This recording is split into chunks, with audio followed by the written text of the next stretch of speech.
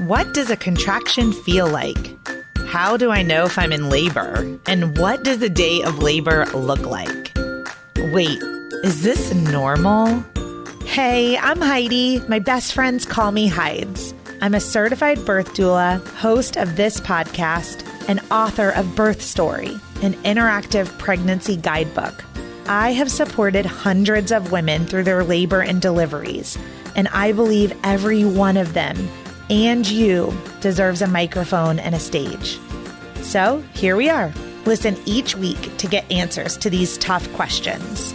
Birth Story, where we talk about pregnancy, labor, deliveries, where we tell our stories and share our feelings. And of course, chat about our favorite baby products and motherhood. And because I'm passionate about birth outcomes, you will hear from some of the top experts in labor and delivery. Whether you are pregnant, trying desperately to get pregnant, or you just love a good birth story, I hope you will stick around and be part of this birth story family. You guys, my book is out. It is out in the world. I cannot believe it. I have been writing it for several years, and it's just mind-blowing.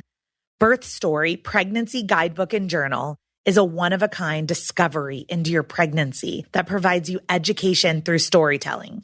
So what's it really about? In the 16 years that I have served women with every personality type, I noticed there was a huge disconnect between what my clients were craving for childbirth education in a book and the books that were actually available on the market. There seemed to be unlimited resources if you are looking for an unmedicated birth or a natural birth or a home birth. But there just weren't a lot of resources for my clients who were part of the 92% of women birthing in a hospital and very much open to medical interventions like an epidural, nitrous oxide, and opioid medications. So I wrote that book to fill the gap for you. Week by week throughout your pregnancy, you will engage with material meant to educate and empower you as you plan for your own birth story. Hospital, medicated, unmedicated, or something in between. You are welcomed each week with a postcard from the womb, which is an adorable note from your baby about their miraculous development, as well as the amazing changes occurring within you. Then you are invited to use an uplifting birth affirmation and to respond to an introspective journaling prompt to document your feelings, curiosities, and wonders every single week. With room to memorialize your own birth story, this book will become a memory keeper and a legacy gift for your baby. You are encouraged to read one of my favorite birth stories each week, filled with childbirth education, tidbits, and explanations of important medical terms and procedures. These are real-life accounts shared with permission from the births that I've attended during my career as a doula. And I gave you a great mix. In the 42-week guide to your pregnancy and 42 birth stories, 7 of them end in cesarean section. About half are unmedicated and the other half are medicated deliveries. This is a judgment-free book. So take what you need from each element and leave the rest. Okay, are you ready to buy? I would love for you to go to birthstory.com and buy it directly from me. But I totally get it if you're an Amazon girl. You can head to amazon.com and just type in birth story pregnancy, and the book should pop up. I'll deliver it straight to your doorstep. And I would venture to say that you might be an audiobook kind of woman because you're listening to a podcast. So if you would prefer to listen to this book, then I have recorded it and it is available for download at audible.com or on your Audible app. Thank you for being part of the Birth Story community. I am so excited for you to have this book in your hand once you've purchased it and it has arrived. I hope that you will give me your thoughts and feedback, and don't forget to take a selfie with your book and post it on Instagram and tag at Birth Story Podcast. Thank you for listening to the Birth Story Podcast. If you are tuning in for the first time, I want to encourage you to start at the beginning. I want you to go on a journey with me and allow me to be your virtual doula and teach you all the things along the way. So I'm just going to give you a couple highlights of some of the earlier podcast episodes if you are just now tuning in. So very first episode, episode 1, you can learn all about me, who I am, why I became a doula, why it is I do what I do, and also my very own birth story with my second child, Jagger. Then I've interviewed some really cool CEOs. So episode 3, Tori Jones is the CEO of eShell Triangle, and she was also featured on Rachel Hollis's The Rise podcast. Episode 7 was Rachel Coley, the CEO of Can Do Kiddo. She was just on Good Morning America. She's an incredible occupational therapist that teaches you how to play with your baby, and her birth stories are incredible. Episode 10 was one of my best friends, Amy, who had a VBAC in the car. We have done episodes on micro preemies, episode 18, 21 on international adoption out of Uganda, 24 and 25. Oh, those episodes like get a box of tissues. They're on surrogacy and cancer. We've addressed hypnobirthing, fertility, really easy, joyful, medicated births, really hard, long labors, medicated, unmedicated, everything in between. So I hope you'll start at the beginning. Let the Birth Story podcast take you on a journey all the way through and enjoy this episode. And then remember to rewind all the way back to episode 1. Thanks for tuning in. Episode Steamy Chick, Kelli Garza. If you guys are not following her on Instagram, or you do not know what vaginal steaming is because you've never heard of Gwyneth Paltrow, well, maybe you'll learn about it on the Birth Story podcast today. So in this episode, I'm interviewing Kelli Garza, the CEO and the founder of Steamy Chick, a booming vaginal steaming company. And we're going to get really intimate. And you're going to hear way more about my vagina and my period than you would probably like to know. But my goal is that you learn about vaginal steaming, you learn about the benefits of it, and kind of like the process of what it's like to have a consultation. So I am being really vulnerable today, and I let Kelli Garza give me a consultation, and I'm airing it for all to hear. And welcome to the Birth Story podcast. I don't know if you remember, like I sent you a message in November, but I found you. Like, I feel like I'm so behind the times, Kelli, because I'm laying in this like hotel room with my best friend, Amy. And she's like, "Are you following Steamy Chick?" She's like, are you doing the vaginal steaming? And I'm like, I've been a doula for 15 years. And I'm like, what is vaginal steaming? And so we sat there for like hours just digging through your Instagram and just so fascinated. And then I'm thinking, okay, well, number 1, you have to be on my podcast. But number 2, how can I get this? How can I deliver it to all of my clients? I mean, I just was like, let's just start with this interview and see where we go, because I have so much to learn. And hopefully there's some people out there like me that are like, what is vaginal steaming? And are going to stick around for this whole podcast so that they can learn. And hopefully we can all buy some things from you at the end of this, and we can all post Instagram pictures of us doing our vaginal steams. Okay, wait a minute. So you're telling me that as of yet, your vagina has never been steamed? No, my vagina has never been steamed. What is that called? Is that make my vagina a virgin again? I mean, I guess. I'm a virgin vaginal steamer, but it's coming. Yes, for you and anybody else who has never steamed before, it is, I think the first thing to address is that it's not painful. I don't know who got this idea and spread this rumor that it's painful, but it's not. It's not painful, and it's also not supposed to be very hot. So I explain it like when you take a shower, the temperature doesn't have to be scalding hot. And if it is, then you should turn it down. Do you know what I mean? Then the shower was too hot. Like there's no, like, it's not like you get clean because it's scalding, and you don't get clean because it's lukewarm. You know what I mean? So that's how vaginal steaming is. It works at all different temperatures as long as you've generated the steam. So it should be a comfortable temperature.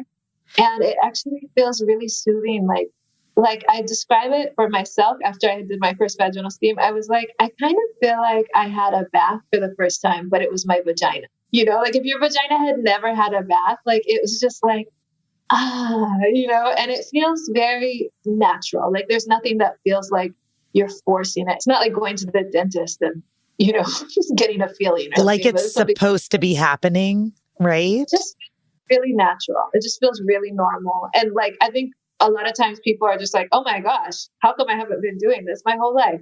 That's just kind of like brushing your teeth. Like it feels really natural, like something that you should do. So, Right.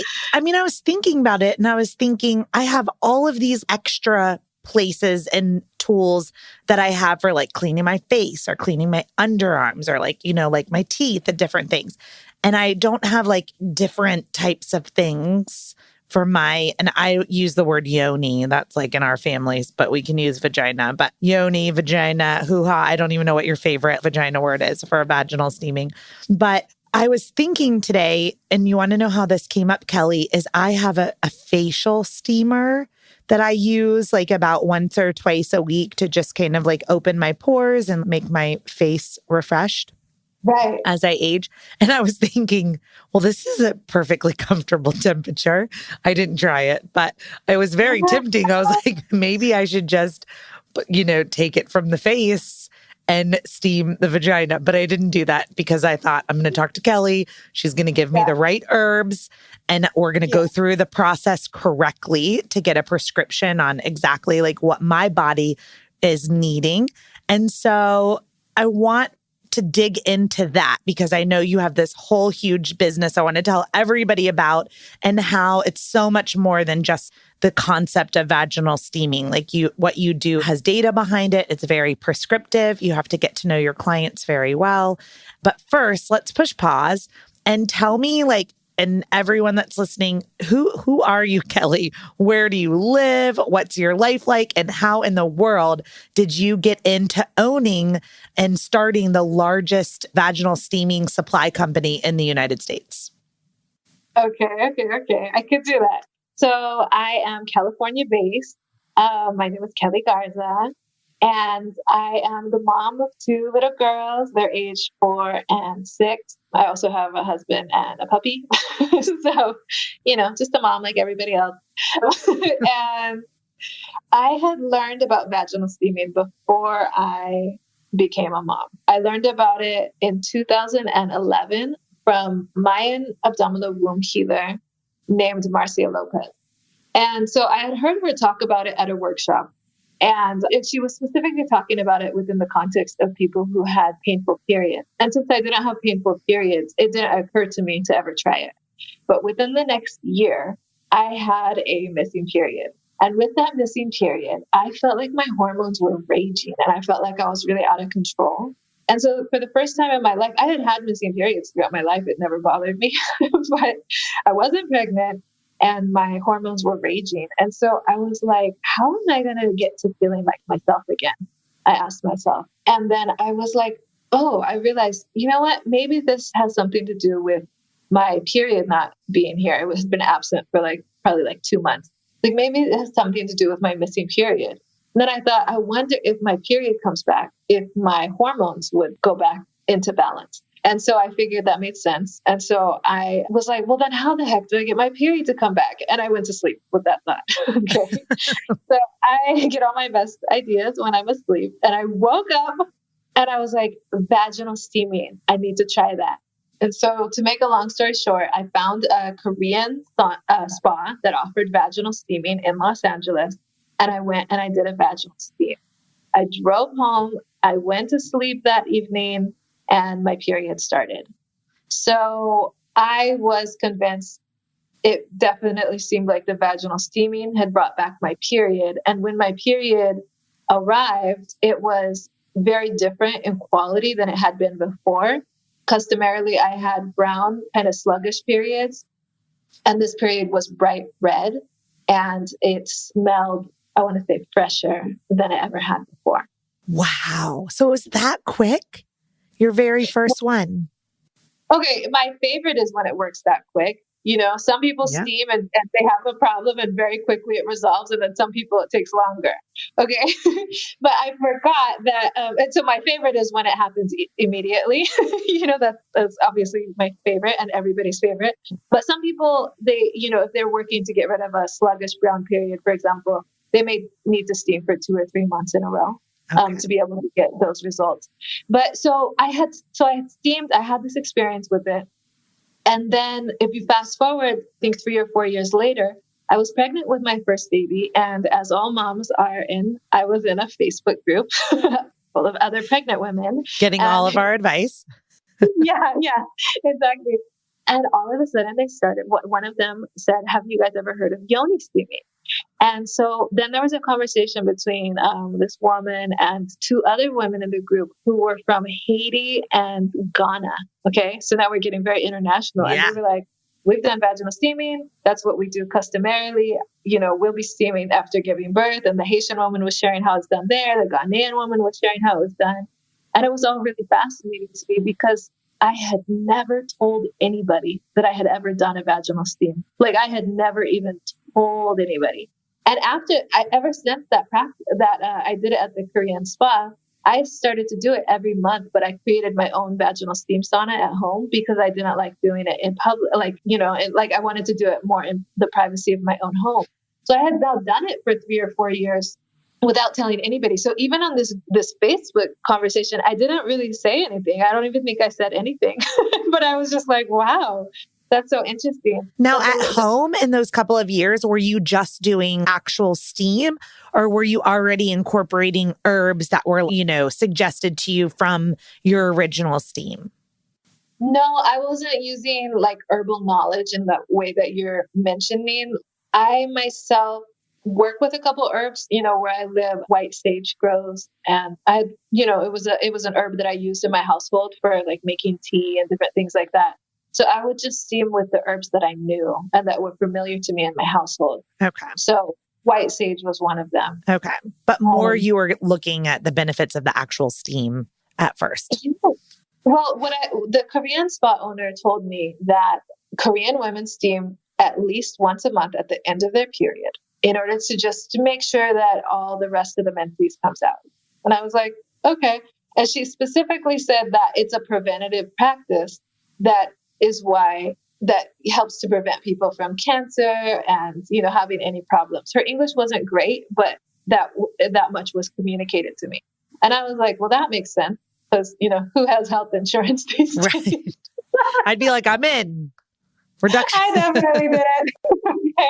Exactly. I was like, well, but this is when I'm just doing the steam and talking to her, which also I didn't really want to talk to anybody when I was steaming, I was a little bit out of my comfort zone. So anyway, then when my period came back that night, I was like, wow, this was really effective. And my period is so much better. I could see that it's a preventative practice. So I just did it once a month and I would use, I think I just used white sage, honestly, that whole time. And at this point, did you purchase a steamer or like the seat, or did you make your own? Heidi, I went home and I looked at this chair and I took the seat off of that chair. I ripped the seat off of that chair. And then I drilled a toilet seat to that chair. And that's how I steamed at home at first. Oh my gosh, I love you. This is like how all great entrepreneurs begin. You need to be on Guy Raz's How I Built This and talk about this moment. Like this is a pivotal moment, right? Oh my gosh, I love it. The steaming at the spa was great, but I had a problem. The problem was that they were talking to me while I was steaming. And like everything that they were saying also wasn't all like fun topics. Like they were like, I don't know, they were a little bit racist too, because they were like,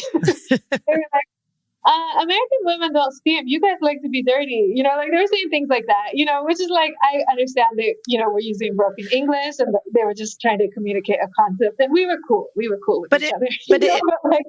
But what I'm hearing is that you were like, I need to build a company that incorporates vaginal steaming and privacy. And I'm going to joke here, but you have like the gut brain connection. There's probably a yoni brain connection where you need to be in a peaceful, calm relaxation. I mean, if I get into a sauna of any kind, I don't want anybody chatting me up.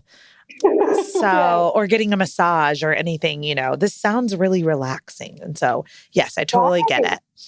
Right. Well, so I was doing it after my period and it never occurred to me to build a business and it never occurred to me to tell anybody. I think I tried to tell like a boyfriend and then he was like, "You what?" And then I was like, "No, nothing.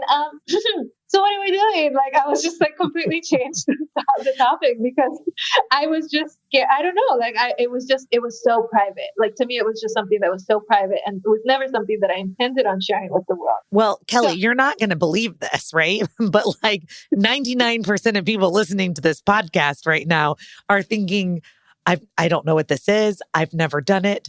And this seems like a kind of like a private thing. So anything that we speak out about and we share and we spread the good news about, it starts with one. And at least in my world over here, Kelli, you're the one, you're the first one. And so I think this is amazing coming forward and now like having this huge business and talking about it. There's so much curiosity.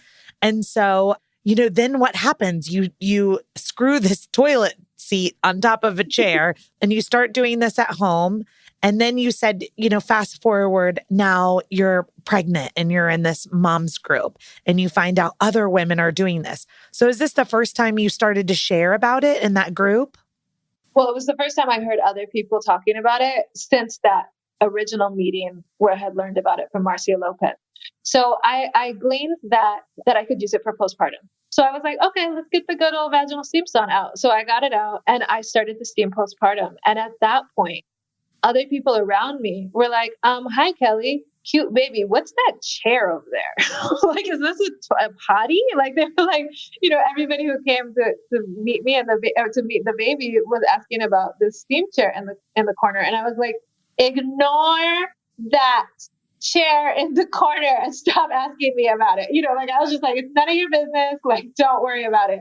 So I also wasn't necessarily trying to share about it with anybody. But one of my friends in particular was like, "You got to ask Kelli about her witch chair." And she started to spread it around to my friends. And so more and more people started to ask me about it. And I did start to share at that point.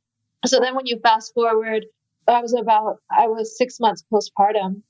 And one of my friends was crying to me about her terrible, terrible period. And they were really long and they were really clotted and all these problems. And so the clotting kind of, piqued my interest. And I thought, well, I don't know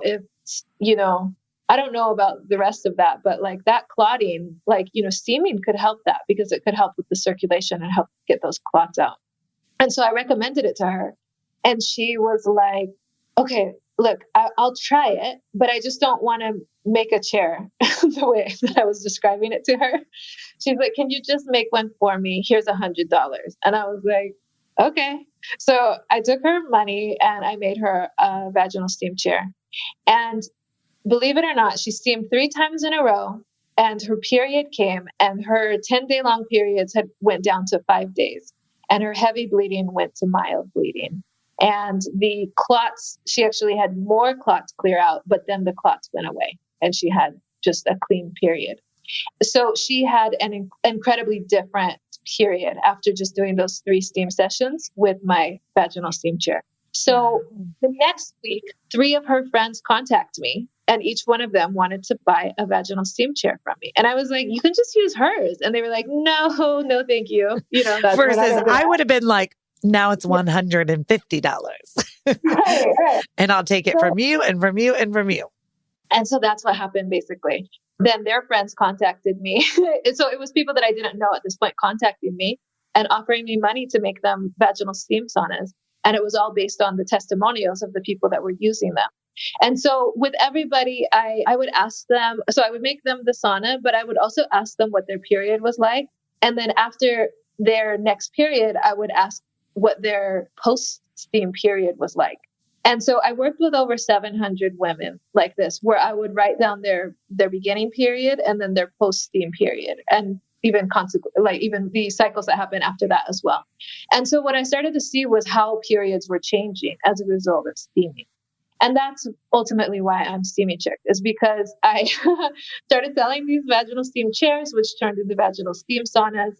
And I was the only person that sold those in the United States at the time. And there ended up being a pretty big need for it, as women were contacting me from everywhere who had period problems. And the vaginal steaming was appearing to be helpful and beneficial for people resolving these issues. And so my company has actually been demand driven since the beginning. I didn't have a website. I didn't have a name. I didn't decide to sell vaginal steam chairs. But early on, one of the friends who got one of my first vaginal steam chairs contacted me and said, I did it and it was so great. And this is how my period changed. And, so I took down those notes. And then she said, and can I write a blog about it? And I was like, I'm pretty sure nobody reads blogs. I mean, I was very wrong, but I didn't think anybody would read it. So I was like, yeah, sure, no problem. So she writes this blog, and that blog went viral. So then I went from, selling steam chairs, to friends of friends, to selling it to and shipping them across the nation. And so this was all pre-2015. 2015 was a really big landmark for vaginal steaming because that's when Gwyneth Paltrow mentioned it. So okay. Yeah. So anyway, so I was the only person selling vaginal steam chairs. And then with that, I was doing the herbs. But with the herbs, I would work with my colleague and friend who was an acupuncturist, Chris Gonzalez. And I would say, okay, what categories of herbs do you think they need? And so we would consult with each other, and we would create herbal blends with the properties that the person needed. So, I don't know if you know, but acupuncturists can actually do a diagnosis by reading the period. So I would share what their period was like with Chris. She could already diagnose what their imbalances are and also what herbal properties that they need. And so that's where, we brought in the intelligence and being able to tailor the herbs to the different menstrual cycle types. I worked with over 700 women, and I was able to see that there were 4 different herbal properties that you would want based on the different menstrual cycles in order to get the desired effect, which is basically a pain-free period without any side effects. So walk us through those 4 main categories. So I named them the cleansing blend. So this blend has the most circulatory herbs that are going to be, so steam itself helps to improve circulation. But then this blend has even stronger herbs that are emmenagogues, which means that they're going to be uterine cleansers. So this is the strongest blend to be able to clean out old residue or old menses that's in somebody's uterus. The second blend is going to be what I call the gentle herbs. So the gentle herbs, it turns out that not everybody can handle steaming, or not everybody can handle steaming for a long time, and not everybody can handle strong herbs. There are some people who have fresh spotting throughout their cycles, and some people who have short menstrual cycles, like 20 days, 23 days, and it could be shorter. But I consider anything 27 days or shorter a short menstrual cycle, which doesn't mean that there's a problem. It just means that this person needs herbs that help to extend the cycle rather than shorten it. The cleansing blend, is going to be best for people with missing periods that would bring back the period, or people who have long menstrual cycles, like 40 days long. That cleansing blend is going to help to shorten the menstrual cycle. Whereas the gentle herbs, you need the exact opposite. You need herbs that are going to help to extend the menstrual cycle. And those herbal properties are going to be herbs that are anti-hemorrhagic, that stop bleeding, and that have chi tonics in them. And that will strengthen the uterus so that it stays longer before actually initiating that period again. All of these things make sense to me. If anyone's listening and you want to kind of follow along with what we're going through, this is a great opportunity if you're near a computer to go on steamychick.com/herbs. So if anybody just wants to if you're not driving your car on your way to work right now or on your way home from work and you have a computer, then jump on steamychick.com/herbs as Kelli walks through the next 2. Very sweet. Yes. Okay. So then, so those are the main 2 things that I'm really looking for when I'm screening somebody to see what kinds of herbs that they need. But the third category are people who have infections. And so I'm using infections really broadly here to mean bacterial infections, yeast infections, as well as viruses. Okay. Okay. And what you Would you find is that, consider, I'm going to interrupt really quick. Would you consider GBS colonization under this category? yes, Okay. yes. So I wanted to put like some stronger disinfecting herbs in there. So all of my herbs actually have some disinfecting properties, all of my herbal blends, but the disinfecting herbal blend has the strongest antivirals in there, antivirals, antifungals, and antibacterials. But remember how I told you I steamed with white sage all those years? White sage is really interesting because white sage is an antimicrobial. It hits all of those. It's antiviral, antibacterial, and antifungal. And then it's also a menagogue. It's also a uterine cleanser. So it's good for circulation. So it was interesting that I had chosen that one herb because that one herb kind of does it all. And then the fourth blend was I wanted to develop a blend for people who have a lot of heat in their body. This is like the symptoms that you can see would be like hot flashes and night sweats. And we associate it with women who are menopausal, although you have women in there who are teenagers who have hot flashes and night sweats, as well as postpartum. Nursing moms often have it. So, it can happen at any time, but we associate it with menopause the most. But I wanted to create a blend specifically for women who do have these signs of this excess heat in their body. And so I created a cooling blend. I love this. And I'm going to jump in right here because as you're talking, I'm like, this is the one I need is the cooling herbs. I am 41 years old and I'm postpartum because I had babies late. And so I have a lot of heat, a lot of it. Yeah. But one of the things that you say at the very bottom, like, how would someone know that, right? But if you weren't having hot flashes and different things, but sometimes, and I'm just taking the liberty right now to talk about my own experience, but there's a lot of vaginal dryness with intercourse. And so I would imagine that has something to do with this because in your description, it says like vaginal dryness. And so I'm like, check, hot flashes, check, night sweats, check. So anyway, so I will be ordering some cooling herbs when we hang up and when we get to like what chair is the right chair too. Yeah. Okay. So those are the 4 main herb steams that you have. And so because people are listening to the Birth Story podcast or likely pregnant or trying to get pregnant, I want to kind of get your advice or expertise on a couple of things that come to mind.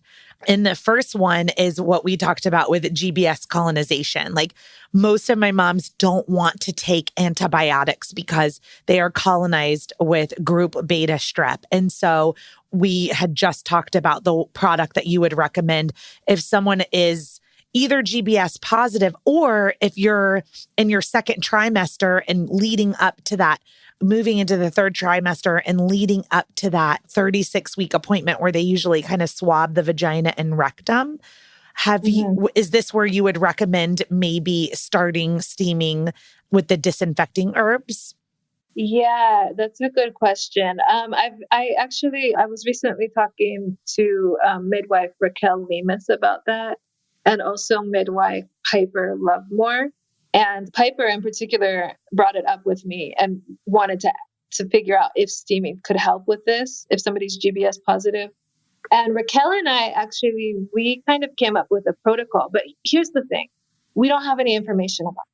I think that like this may be a good point of disclosure, right? Like I'm a doula, Kelli is a vaginal steamer. Neither of us have MD next to our name and we're fine with that, right? Like we're talking about ancient practices that have been passed down to us from generation after generation after generation. Some of these things have been lost and then we're bringing them back. Like your friend that, works in Mayan abdominal womb healing and care. Like these are things that in some cultures have been preserved and in ours, they were not preserved. And so it's okay that we're not like on my show, it's okay right now that we're not talking about like, oh, there was a trial at the University of California, Davis on on, I'm just saying we don't have a lot of tools in our toolbox, right? Like moms come to me and they're pregnant and they're like, is there anything I can do? And the only thing I can think of is wash your vagina with Hibiclens, which is like an antibacterial soap. And so, here's one more tool for your toolbox. If you're pregnant, can we prove that this may work? No, but it may. Like, why not? It feels great. Yeah. It's disinfecting herbs. It's going to do all of these other things.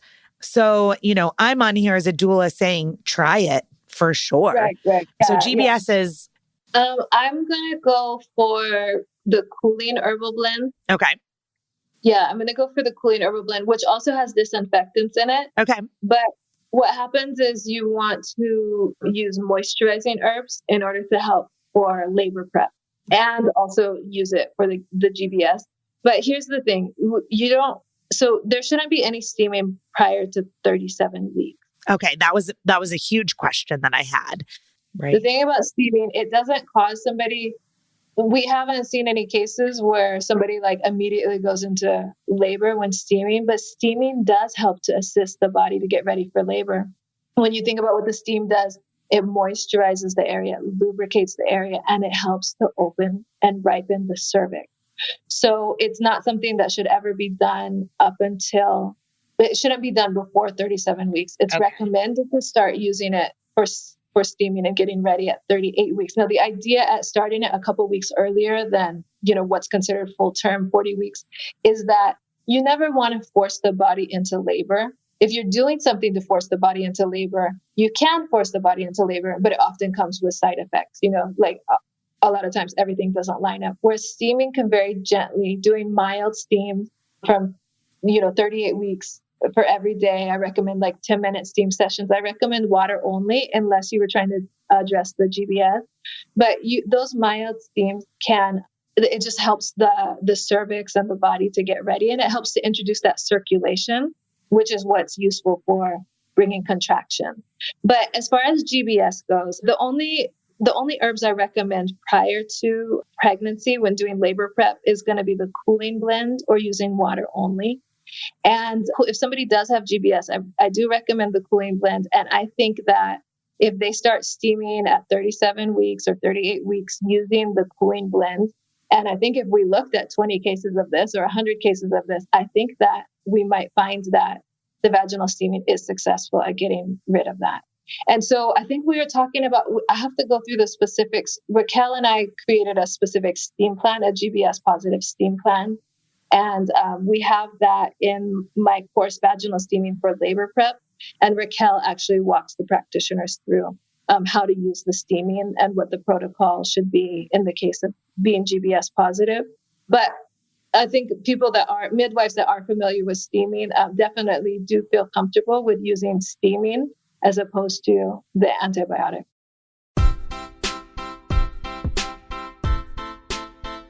Hey, it's Heidi. I'm interrupting the podcast to let you know about a free resource that I've created for you at birthstory.com. All you have to do is go to birthstory.com and then click the tab that says The Workbook. Once you put your email address in, an entire resource library of all of my secret sauces are available to you for free as my thank you for listening to the Birth Story podcast and being part of this community.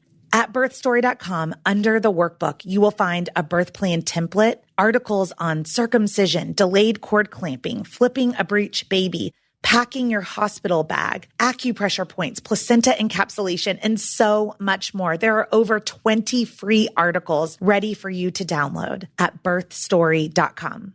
Now let's get back to this amazing episode. Tell me, where does one find the information on the vaginal steaming for labor prep? So there's two ways. Number one is that if this is somebody who's looking to do this, I think it's really important to work with a practitioner who's trained in this. So on my website, I have a vaginal steam directory of all of the Steamy Chick practitioners that I've trained and who have gone through the labor prep module and who can work with a client. And they don't have to work with you in person, but they work with, the different things that are going on. Because, there's like a lot of different variables going on with labor and with different people and what their healthcare providers, like what they're, with induction pressure. And there's just a lot of different situations going on. So my practitioners have been trained in all of the safety for steaming for labor prep. So that's the best way to go for somebody who's looking to do this for their own pregnancy. This is a time when it's best to have somebody who's been trained in this area. And then for birth workers who want to learn this training, I recommend you have to do the prerequisite, which is the vaginal steam facilitator course. That way, I can make sure that all of my practitioners know the differences between the different herbs, how to mix them, and how to screen clients. And then they can do the vaginal steam facilitator certification and then skip forward and take that labor prep course for people who are interested in this. This is awesome. And on your website, when you go to like the geographic map with all of your trained practitioners, I mean, it's all over the whole world that you've trained practitioners. So no matter where you are in this world listening to this podcast, please, if you go to steamychick.com and then /practitioners, I'll link to all of this in the show notes. So you can, click to your geographic area or somewhere close and see a directory of those that Kelli has trained to help you through, not just your labor prep, but anyone who's listening that might have been struggling. And they may be in between children right now and are struggling with different things like irregular periods or heavy periods and, all the different things that we run into as women. And so, Kelli, I want to take a turn really quick. We probably should have done this at the very beginning, but, you're just fun to talk to. So we're chatting. But I want to just go like in more of a concise manner, go through like what is steam, right? Like it comes to mind to me that like steam is something that we use to clean things, right? But I wanted you to just mainly go through like the main benefits of steam. We've highlighted it here and there and here and there, but really for the audience that's listening, the quick bullet points on, why vaginal steaming or what steaming is and why it's good for our bodies. Okay. Yeah. So vaginal steaming is when you would take a pot of water and you would heat it up and you would get, heat it to the point that it's steaming. And then you can also add herbs for the treatment. And then what happens with this pot of herbs, with steaming herbs, is that the woman can put it on the ground and then squat over it or put it in a sauna with a special seat in order to be able to sit over it. So this is what a vaginal steam is talking about.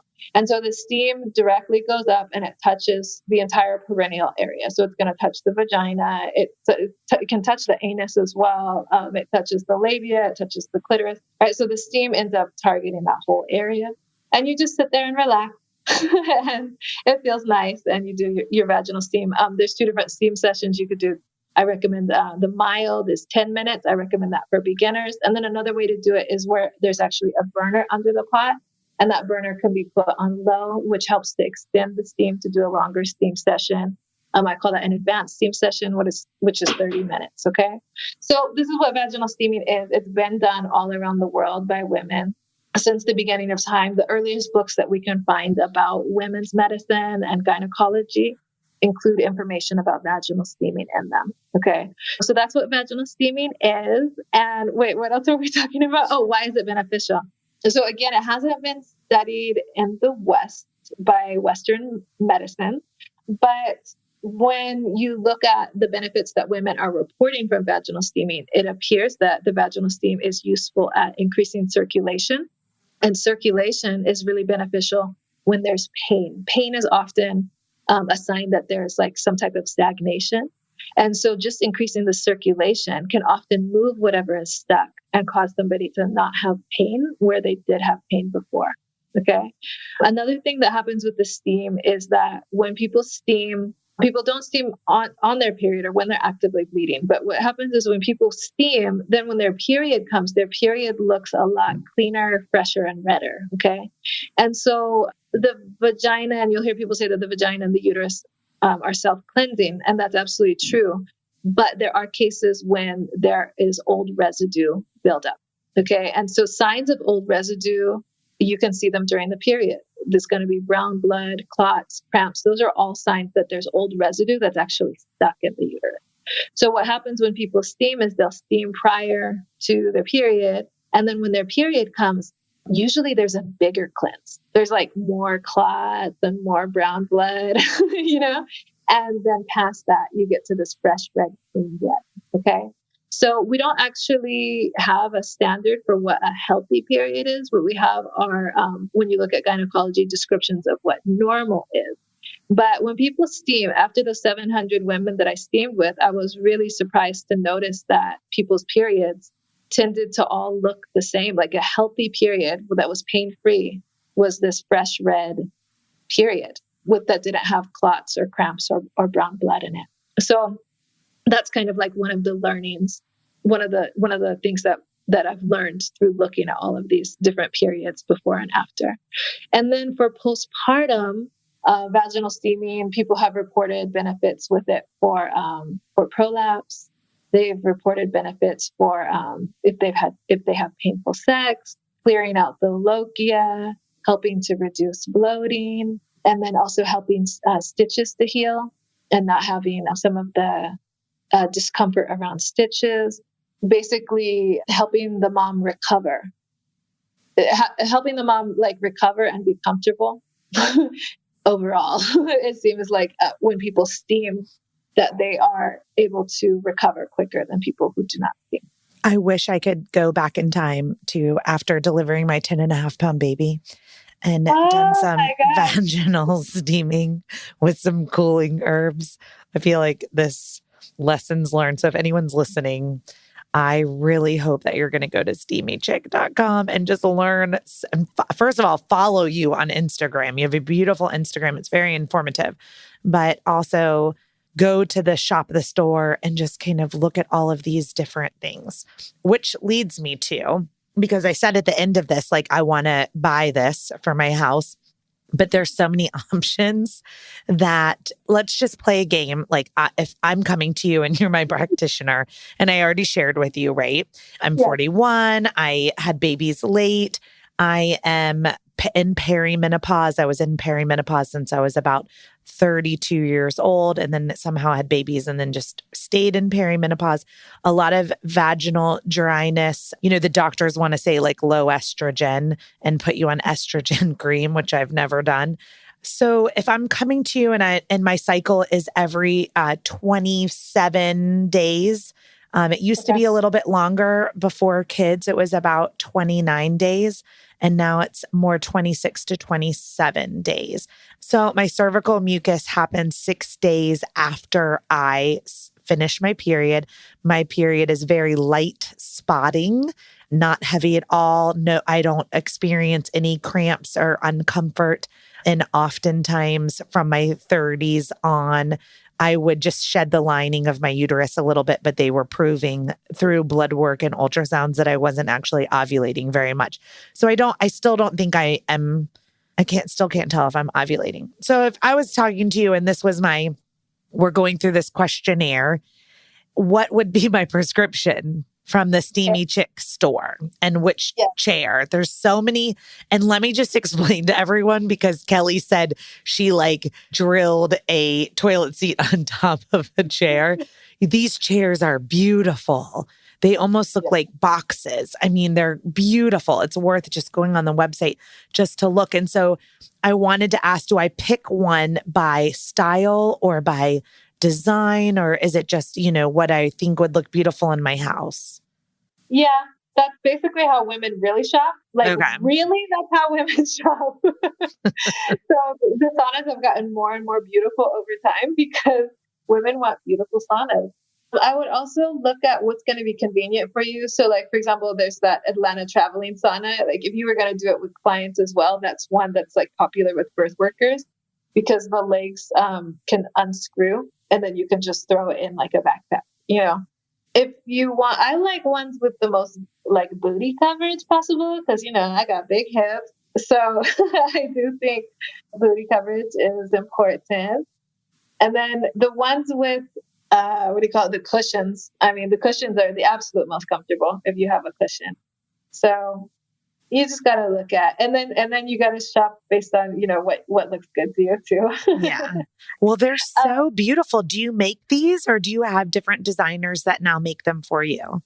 yeah, these are all third-party sauna vendors who are actually advertising them on my website. I stopped making saunas and I realized, probably anybody could make, or sorry, there were people who could specialize in making saunas. But the information that I had learned from looking at all these different menstrual cycles and the herbs, that was something that, I was getting a lot of questions about. And so I turned my focus to actually working on certifying and training other practitioners with this information. But yeah, so then I just reached out to a couple of people I knew who made saunas and I listed them on my website, and then I've continued to do so. So this is where you could find the majority of the vaginal steam saunas. Sometimes there's some on like Pinterest and Etsy as well. But yeah, you just have to choose whichever one looks good to Yeah. you, really. Now, how many women do more than one type of steam? Like, I think we already established my prescription might be the cooling herbs, but do you also recommend doing at one point during the month, doing, maybe the disinfecting and then later doing the cooling? Or do you typically just prescribe one type of herbal blend for steaming, per client? Well, it could vary, but like postpartum, it tends to vary quite a bit. But with you, I want to know how long ago did you have your last baby? Like how far postpartum are you? Well, I feel like it was yesterday, but he's technically 4 years old. He's 4. Okay, 4 years old. And okay. they were 15 months apart. Okay, gotcha. Okay, so it's been 4 years, and then you said that your period is. You said it's kind of like spotting and not heavy at all. I wanted Yes. to know what colors you see. Do you see any pink? Do you see any orange? Is it brown or is it all red? Is it dark purple? What colors are you seeing? I would say more like dark purple would be an accurate description. And Okay. maybe some, just red to dark purple. Okay. Okay. Cool. And that you bleed for 4 days, or it's 3 days, 2 days, 3 days. 3 days, and it's mostly just spotting. It's not like a consistent flow. Yeah, it's just spotting here or there. Okay. Cool. All right. So let me tell you what I Everyone knows everything about me now. well, not yet, but now they will. I'm just kidding. So what I'm seeing is that there's 7 menstrual cycle imbalances that you can determine from looking at the period. Okay. So you're showing me that you have uterine fatigue. So your periods come a little bit early because your uterus is tired. Okay. So uteruses get tired for the same reason that the rest of our bodies get tired. Like you're just tired. Okay. So like when you're not tired, then your uterus isn't tired. Okay. So your uterus is showing some signs of fatigue, which means that instead of waiting until like 29 days or 28 days, several days earlier, your uterus is like, nah, I'm tired. I'm just giving up. Like the uterine vessels open and just like start the period. Just because your uterus got tired, it let go of the period to like earlier than it should, basically. This feels so right, and it feels so sad. My yoni is tired. Well, I mean, no, you got 2 kids. You are a birth worker. I don't know a birth worker who doesn't have uterine fatigue. Like you guys are, running around, first of all, taking care of your own family. And then in all of your spare time, like running to assist women when they're in labor. I mean, birth workers are pretty much angels. We don't sleep. Yes, we fatigue, don't sleep. I consider uterine fatigue like the imbalance that angels get, because I really find that the women who are doing the most around this usually have signs of uterine fatigue. So anyways, if that makes you feel any better. That does. Thank you for calling me an angel. Of course. Okay. So then the other thing that I'm getting is that you don't have, or that I'm looking at, is that you don't have very much blood. And so what a healthy period, and again, these are my definitions of a healthy period usually has 4 days of fresh red blood that is consistent flow. Okay. Not heavy, not too light. So you're kind of getting spotting here and there. What that means is that your body isn't able to create a lot of blood, which means that you're probably blood deficient. So in other words, your body doesn't have a lot of nutrients to create blood. And if the body will often do that because of fatigue or because of poor digestion or because you're not getting enough, protein or like vegetables or whatever. Like, so you're showing some signs of blood deficiency. And then is this too much? No, I'm like, this is very interesting. You nailed it. Probably core digestion. I have celiac disease and I am a terrible, like I had a cupcake today. I mean, I'm a terrible eater and there's gluten all in my diet. So this is probably linked back to that.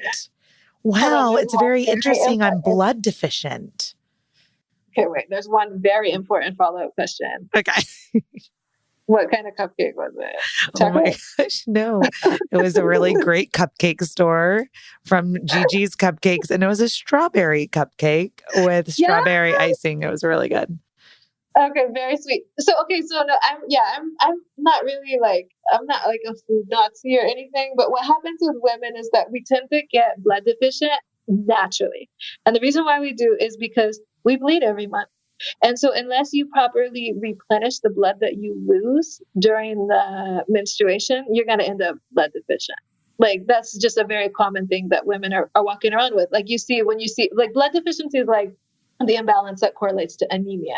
And we know that so many women are anemic, right? Like that's like a girly thing to say, anemia, you know? And that's basically why women have it. So part of that has to do with when you have your period, it's really important to eat nourishing food at that time. You can have your cupcake too, but you also want to have like some hard-boiled eggs, some chicken soup. For the vegans, they want to have spirulina, you know, and so, you know, you want to have your blood tonics at that time. Blood tonics are the foods that help to nourish the blood. So chicken soup is the best example of that, or a hard-boiled egg, you know, like, so learning how to eat like that during your period is something that helps to, it kind of immediately starts to stop that trend of that blood deficiency and starts to nourish that blood again. Because you got to think you have to replenish what's lost because the body has to create blood at that time, you know? Yeah. I feel like I just went to therapy. And then with mamas into, especially moms who nurse. So any mom who creates a baby, you know, during pregnancy ends up most likely blood deficient at the end of it because we use all of our nutrients to create our children.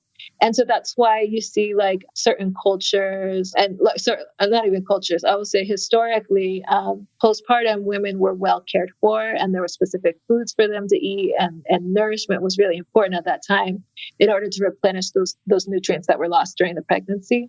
And then next thing, when moms are nursing, then their nutrients are going towards that breast milk production. So moms need higher nutrients at that time too. And so what you have is it's pretty common for somebody who's, you know, had children who didn't necessarily focus on nourishing the blood afterwards. It's pretty common to have a little bit of blood deficiency. And you don't have a lot, you just have a little. So very interesting. Okay. So I'm going to focus on sleeping and nourishing foods during my period and getting the gluten out of my diet. And I'm going to start my vaginal steaming.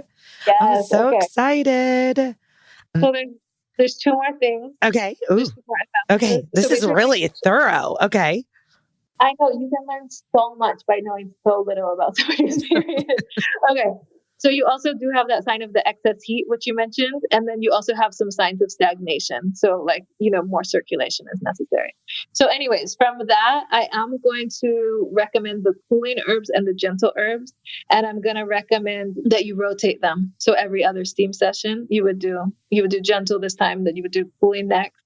And what I'm going to recommend for you are doing the mild steam session. Since you have that heat, we don't want you steaming too long. You just do a little mild steam session. You don't need to put a burner under it. Just do 10 minutes mild steam session. What would be good for you would be to steam 3 times after your period and then steam 3 times before your next period. This is awesome. Thank you, Kelli. I hope there's somebody listening that's like got a similar, you know, that I'm like, is this your prescription too? Because then it will make it easy for everyone now. At least I hope that this episode has made it easy for everyone to understand, like, what is vaginal steaming? Like, why are we doing it? And then breaking down those 4 different herb blends that you specialize in so that they can kind of say, okay, here is my steaming chair I'm going to purchase. And then here is the herbal blend that I think best fits. But like you said, we're going to steer everyone to your website though, to get a certified practitioner so that they could go through what what Kelli just went through with me.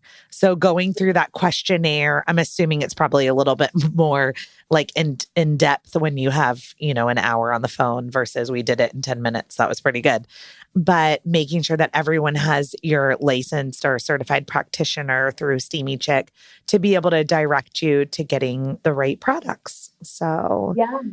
Sure. And so the practitioner consultations, usually they will do them online or through email, and they run about $120. And they come with, again, that was like a little 10-minute version, but they usually last 1 to 2 hours of really going through all of the different signs and what they might mean, and then having specific recommendations with each one. So I just let you know your steam plan real quick, but there are additional things that during this consultation, I would be able to let you know that you could help with. Like, for example, the blood deficiency and the excess heat, basically like a really good meal for you would be, so with the excess heat, you want cooling foods. So a really good meal for you would be like a protein salad, because it's going to be cooling, but it's going to have that blood tonic in there for you, like the meat, So yeah, so it's going to be all that thorough information. And for people who that is above their price range, it's definitely worth it because it changes your period forever and it makes it healthy, or whatever postpartum symptoms somebody has, or at least it could. It's possible that it could. And a lot of people are experiencing those benefits. But if you want to, you can also try on my website. There's a do-it-yourself tutorial where I just kind of try to do questions and answers and give general information. And a lot of times people are able to use the do-it-yourself tutorial to create their own steam plans as well. do they use their facial steamer? Yes, they do. Yeah, I have like a user guide with like how to do a setup at home, even if you don't have a sauna, and stuff like that. So yeah. Well, Kelli, this has been so eye-opening, so informative. I just I honestly can't wait to go back to my Instagram and be like, you guys have to know all of these things. I hope this is the most listened to episode on the Birth Story podcast whenever it shall air. And so this has been really good. And I usually ask everybody, what's your favorite baby product as a way to conclude? And so I don't know if this would be considered your favorite baby product, but I thought I would give you the opportunity, since you're a mom of two, to chime in, Kelli, and tell everybody if you have a favorite pregnancy or baby product aside from vaginal steaming that you want to share with the world. Ooh. Okay, I really like herbs. I really like herbs for right after the postpartum, nourishing the mama. So I would say like a nice chicken soup, and then some like nettles tea. Like those are like my favorites, and I try to give those to my friends when they give birth, because those are going to be nourishing that blood and replenishing the mama and helping her with that breast milk at that time. So it's all homemade stuff. It's not necessarily a product, but those are what I'm trying to get to the mom. Well, Kelli, thank you so much. This was just, where have I been living in a cave as a doula for 15 years? I'm just so thankful for laying in bed with my best friend in Austin, Texas, and learning about vaginal steaming so that we could connect. And how does everybody find you? I think I put everybody to the website, but why don't you give us your handle on Instagram and the best way to connect with you? Sure. On Instagram, I am at Steamy Chick, and the website is steamychick.com. Okay, wait, but Heidi, I'm just worried that you're going to get mad at me for not telling you about this, and your friend is going to tell you, and you're going to be like, how did Kelli not tell me? But we, last year, I sponsored a steam study called the 4th Trimester Vaginal Steam Study. So I very specifically, for all the birth workers, you guys should check that out and read up on it. And what we did was we looked at a group of women who steamed postpartum and a group of women who didn't steam postpartum. And we had a midwife facilitate all of the vaginal steam sessions so that they were all the same. And then we looked at several different postpartum indicators to see, and we measured them before and after to see what the difference was. And the results were incredible. So can I get a copy of the study? Yes. So if you go to steamychick.com and just scroll right down on the homepage, you will see the 4th Trimester Vaginal Steam Study. There's a copy of the study. The PDF can be downloaded. There's a PowerPoint presentation of the study. There's a talk about the study. All of the information is available. And not only that, this was just a home done study by me and 3 of my friends, professionals. But so getting the word out there about it, learning about it, reading it, and getting the word out there is really, really great, because this is even, it's just a trial study because it was so few women in the study. We had 12 entirely. But this was the first study done in the United States, and it was just homegrown. It was just done by us, So I'm so proud of you. Look at you. You do have data. I'm talking about eating my placenta earlier, and you're like, there is data. And you look at, everything that you are. Kelli, you're amazing. You're like, oh, there's not a study, so I'm going to do one. You're like, this company of yours is incredible. I love your entrepreneur mind. I hope 1 million people listen to my podcast so that 1 million people buy your products. And this is amazing. I can't wait so if you do another study, will you let me be in it? Yeah. I volunteer. Yeah. I'm in. Yeah. Yes. I'm in. So, well, thank you so much. I appreciate everything. And I'm going to sign off now so I can go steam. Yay. Thank you so much, Heidi, for having me on. It was such a pleasure.